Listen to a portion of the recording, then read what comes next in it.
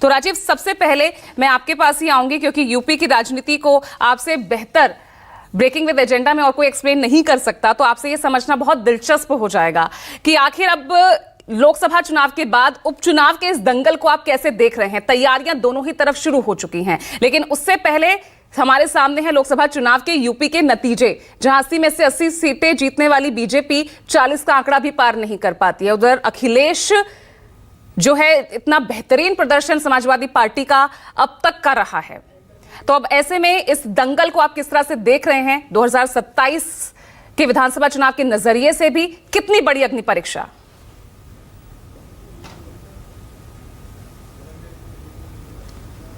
देखिए पूजा, ये जो टक्कर होनी है इसको मैं कहूँगा कि अखिलेश यादव और योगी आदित्यनाथ की टक्कर अब होनी है एक बार फिर से। और भारतीय जनता पार्टी ने इसको इतनी गंभीरता से लिया है इस उपचुनाव को। अभी तो इलेक्शन कमीशन ने डेट डिक्लेयर नहीं की है, 2-3 महीने में दिवाली के पहले तक माना जा रहा है कि दिवाली तक हो ही जाएगा। जम्मू कश्मीर के विधानसभा चुनाव की तिथियों की घोषणा होनी है, ऐसा माना जा रहा है। उसी के साथ शायद उत्तर प्रदेश के 10 विधानसभा सीटों के भी उपचुनाव की घोषणा हो जाए। 10 इसलिए मैं कह रहा हूँ कि 9 विधायक सांसद बने हैं। एक 10वें इरफान सोलंकी जो कानपुर से है समाजवादी पार्टी के, उनको निचली अदालत ने सजा सुना दी थी जिसकी वजह से उनकी सदस्यता गई है। हालांकि उन्होंने ऊपरी अदालत में गुहार लगाई है, अगर उनकी सजा पर रोक लगती है, स्टे लगता है तो उनकी बहाल भी हो सकती है। बहरहाल अभी अगर 9 की ही बात करें या 10 की पूरी बात करें तो ये बड़ा महत्वपूर्ण और बड़ा दिलचस्प और रोमांचक इसलिए भी होता है कि अगर आप 10 की बात करें, इरफान सोलंकी की सीट को भी जोड़ लें, तो 5 सीटें समाजवादी पार्टी की हैं और 5 सीटें एनडीए की हैं। और उन 5 सीटों में 3 सीटें भारतीय जनता पार्टी की हैं और 2 सीटें यानी कि एक राष्ट्रीय लोकदल की है, मीरापुर विधानसभा सीट जो चंदन चौहान बिजनौर से सांसद बने हैं, और दूसरी निषाद पार्टी की मझवा सीट है जो कि विनोद बिंद वहाँ भदोही से सांसद बनी। तो 2 तो सहयोगी दलों की है, 3 भारतीय जनता पार्टी। ये जो 10 विधानसभा सीटों पर चुनाव हो रहे हैं वो अखिलेश यादव और योगी आदित्यनाथ के बीच में एक और लड़ाई, बड़ी दिलचस्प लड़ाई होने वाली है।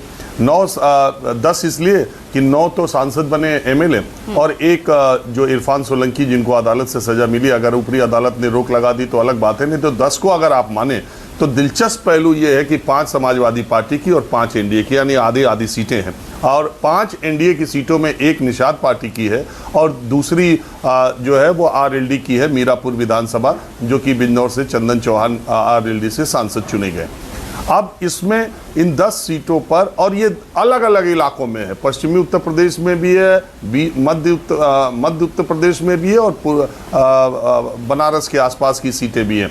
तो इम्पॉर्टेंट बात यह है कि देखिए अगर आप पिछले कई चुनाव के आधार पर देखेंगी तो करहल एक ऐसी सीट है जिसमें सैफई मुलायम सिंह यादव का घर भी आता है, तो करहल सीट बहुत कुंदर की, इसमें समाजवादी पार्टी को कोई टक्कर दे पाएगा, मुझे बहुत संदेह है। इसी तरह से गाजियाबाद शहर की जो सीट है वो बड़ी इंपॉर्टेंट सीट ये है कि बहुत 20 साल पहले सुरेंद्र कुमार मुन्नी समाजवादी पार्टी से जीते थे, नहीं तो भारतीय जनता पार्टी जीतती आ रही है। हालांकि बीच में बसपा ने भी एक बार वो सीट जीती थी। गाजियाबाद शहर जो है वो बीजेपी का एक गढ़ माना जाता है, अतुल गर्ग वहाँ से थे, अब वो सांसद बन गए। और गाजियाबाद लोकसभा भी आप देखिए 2009 से लगातार भारतीय जनता पार्टी जीत रही है। उसकी भी एक मज़ेदार कहानी है कि 2009 में राष्ट्रीय अध्यक्ष रहते हुए राजनाथ सिंह वहाँ से चुनाव लड़ रहे थे, तो मुलायम सिंह ने उनके खिलाफ कैंडिडेट ही नहीं दिया। लोगों ने कहा कि बताइए आप भारतीय जनता पार्टी के राष्ट्रीय अध्यक्ष के खिलाफ कैंडिडेट नहीं दे रहे, क्या मैसेज जाएगा? उन्होंने कहा राजनाथ जी को पार्लियामेंट में होना चाहिए, वो उत्तर प्रदेश की सशक्त आवाज़ बनेंगे। इसलिए ऐसे लोगों को, पहले के लोग इस तरह के थे कि बड़े नेताओं को जरूर पहुँचना चाहिए चाहे वो विरोधी हों। खैर अभी की बात यह है कि इन 10 विधानसभा सीटों पर अवधेश, जो अभी कांग्रेस पार्टी की 4 सीटों की बात है, तो वो कांग्रेस के लोग ऐसा सगुफा छोड़ते रहते हैं।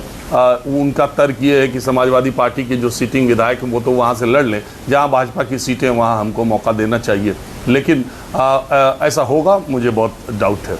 कुंदर की सीट और करहल सीट पर तो कोई सवाल ही नहीं है, वहाँ पर मुझे लगता है कि समाजवादी पार्टी ने तय कर रखा है कि उम्मीदवार कौन होंगे। अब बात आती है जो 5 सीटें भाजपा के पास हैं, क्योंकि जो अवधेश प्रसाद के बेटे को टिकट मिलेगा, ऐसा मुझे लगता है। मिल्कीपुर विधानसभा जो कि अयोध्या से सांसद बने और इस समय नंबर 1 पर अगर कहें कि तुर्क का इक्का इंडिया गठबंधन के हैं तो अवधेश प्रसाद है। ऐसी स्थिति में उनके बेटे को टिकट न मिले, मुझे ऐसा नहीं लगता है, और वो सबसे मजबूत लड़ाई भी लड़ेंगे। इसी तरह से लालजी वर्मा की भी बेटी को टिकट वहाँ से मिल सकता है, जो अंबेडकर नगर की कटेहरी सीट से वो जीत करके आए हैं। तो ये दोनों बड़े नेता हैं और इन दोनों ने जो जीत का अंतर और जो सीटें जीती हैं उसके हिसाब से आप इनके रसूख का अंदाज़ा लगा सकती हैं। तो समाजवादी पार्टी अपनी 5 सीटों पर तो सेफ दिखाई पड़ती है, लेकिन असल लड़ाई का मजा तब आएगा जो 5 एनडीए की सीटें हैं, उसमें अभी जो लोकसभा का चुनाव हुआ है उसमें 3 विधानसभा सीटें ऐसी हैं अभी तो जो खाली हो रही हैं, उसमें लोकसभा में उस विधानसभा में समाजवादी पार्टी को ज़्यादा वोट मिले हैं। तो इसलिए भारतीय जनता पार्टी पूरे तौर पर चौकन्ना है कि अगर ये 10 सीटों के चुनाव परिणाम इधर उधर हुए तो फिर उसके लिए न सिर्फ उत्तर प्रदेश की राजनीति में, न सिर्फ योगी मंत्रिपरिषद में, बल्कि राष्ट्रीय स्तर पर भी फुसफुसाहट शुरू हो सकती है। इसलिए इन 10 सीटों पर कोई किसी तरह का अपना सिरा छोड़ना नहीं चाहती। इसीलिए आप देखिए राष्ट्रीय महामंत्री संगठन भारतीय जनता पार्टी के जो हैं वो पहुंच चुके, BL संतोष जी लखनऊ पहुंच चुके और 10 सीटों पर भारतीय जनता पार्टी ने 5 दिन पहले ही मंत्रियों की, संगठन की तरफ से पूरी टीम लगा रखी है और उनको फीडबैक उम्मीदवारों के बारे में लगाने का दे रखा। अभी अखिलेश यादव ने एक बैठक की थी, लेकिन जिस तरह से बीजेपी इन 10 सीटों को ले रही, जैसे मालूम हो रहा है कि ये आम चुनाव होने हैं और ये 10 सीटें बहुत ज़्यादा इम्पॉर्टेंट, इसलिए भदोही की सीट जो है, जो मझवा विधानसभा आती है मिर्ज़ापुर सीट, वो बनारस के पास है। यहाँ खैर अलीगढ़ की जो सीट है वो सांसद दूसरे जगह से चुने गए हैं, खैर अलीगढ़ में आता है। तो बड़ी मज़ेदार लड़ाई इन 10 सीटों पर होनी है। चंदन जो हुए हैं, चंदन चौहान, वो सीट आरएलडी के खाते में जाएगी, ऐसा मुझे लगता है। अब निषाद पार्टी के विधायक तो भाजपा से लड़ चुके हैं, पता नहीं संजय निषाद को वो सीट अब बीजेपी देगी कि नहीं देगी।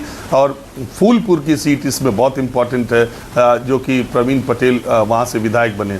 तो उत्तर प्रदेश की राजनीति के लिहाज से और इन उपचुनाव का आम तौर पर देखिए पूजा, जब भी उपचुनाव बाय इलेक्शन होते हैं उसे सरकार का इलेक्शन माना जाता है और ये माना जाता है कि जो सरकार पार्टी में है उसका दबदबा उस चुनाव में रहेगा। लेकिन इतनी बड़ी संख्या में 10 सीटों पर उपचुनाव हाल के दिनों में मुझे नहीं दिखाई देता है कि कभी उत्तर प्रदेश में इधर हुआ हो। तो ये इस दृष्टि से बहुत इंपॉर्टेंट है। जहाँ तक कांग्रेस की बात है, वो कोशिश करेगी कुछ सीटों, 2-1 सीटों पर कि उसे मिल जाए और ये मैसेज जाए कि इंडिया गठबंधन चुनाव लड़ रहा है, न कि सपा और बीजेपी लड़ रही है। शायद गाजियाबाद की सीट अखिलेश यादव कंसीड कर सकते हैं। इसके अलावा तो मुझे नहीं लगता कि किसी सीट पर कांग्रेस पार्टी का कोई दावा बनता भी है। ठीक है, तो यानी